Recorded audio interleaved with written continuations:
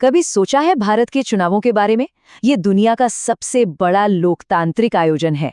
इसे एक बहुत बड़ी, बहुत कॉम्प्लेक्स मशीन की तरह समझिए। और इतनी बड़ी मशीन को चलाने के लिए एक बहुत डिटेल्ड इंस्ट्रक्शन मैनुअल तो चाहिए ही होगा। तो वो मैनुअल आखिर है क्या? यही तो सबसे बड़ा सवाल है ना? करीब करीब 1 अरब लोगों के लिए वोटिंग का इंतजाम करना, ये कोई मजाक नहीं है। इस जबरदस्त चुनौती से निपटने के लिए एक बहुत ही मजबूत, एक बहुत ही भरोसेमंद सिस्टम की जरूरत पड़ती है।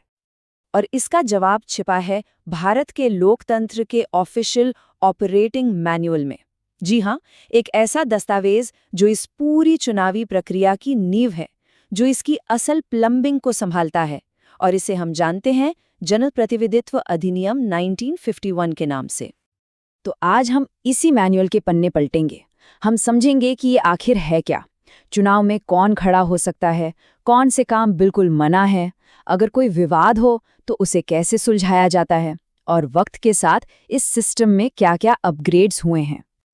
तो चलिए शुरू करते हैं। सबसे पहले ये समझते हैं कि ये एक्ट, ये अधिनियम असल में करता क्या है।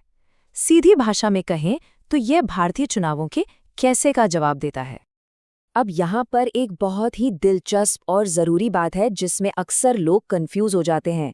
दरअसल ऐसे 2 अधिनियम हैं, एक 1950 का और दूसरा 1951 का। 1950 वाला एक्ट कौन और कहाँ की बात करता है, यानी कौन वोट देगा और किस इलाके से देगा। लेकिन 1951 का एक्ट, जिसकी बात हम आज कर रहे हैं, वो कैसे का जवाब देता है, यानी चुनाव असल में कंडक्ट कैसे किए जाएंगे। तो अब जब हम ये समझ गए कि ये एक्ट क्या करता है, तो सवाल उठता है कि इस चुनावी मशीन को चला कौन सकता है। मतलब जो उम्मीदवार हैं, उनके लिए क्या नियम कायदे हैं? देखिए, नियम बहुत सीधे साधे हैं। उम्मीदवार बनने के लिए सबसे पहली शर्त है कि वो एक रजिस्टर्ड वोटर हो। उम्र की बात करें तो लोकसभा या विधानसभा के लिए कम से कम 25 साल और राज्यसभा या विधान परिषद के लिए 30 साल। ये तो हो गई बेसिक क्वालिफिकेशंस।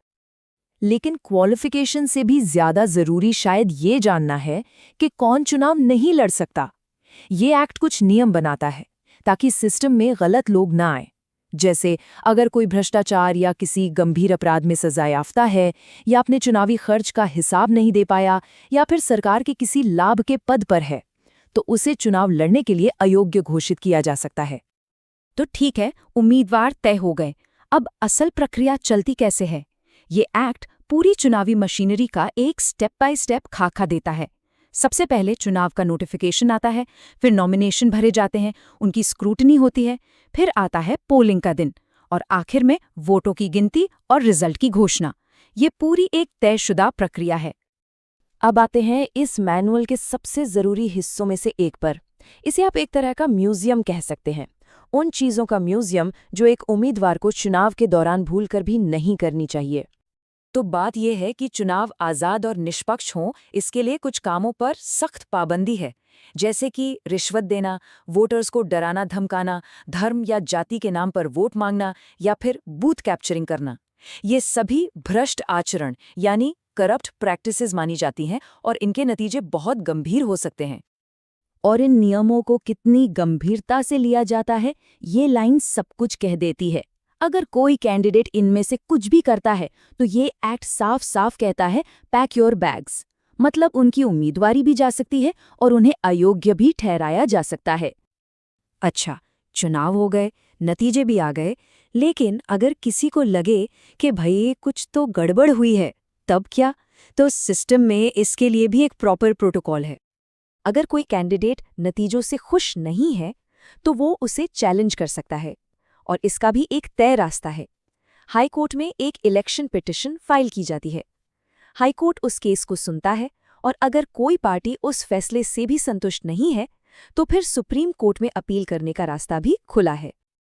देखिए, कोई भी मशीन कितनी ही अच्छी क्यों ना हो, वक्त के साथ उसे अपग्रेड तो करना ही पड़ता है ना? और भारत की चुनावी मशीन के साथ भी बिल्कुल ऐसा ही है। समय के साथ इस सिस्टम में भी कई ज़रूरी बदलाव हुए हैं, कई अपग्रेड्स आए हैं ताकि ये आज की चुनौतियों से निपट सके।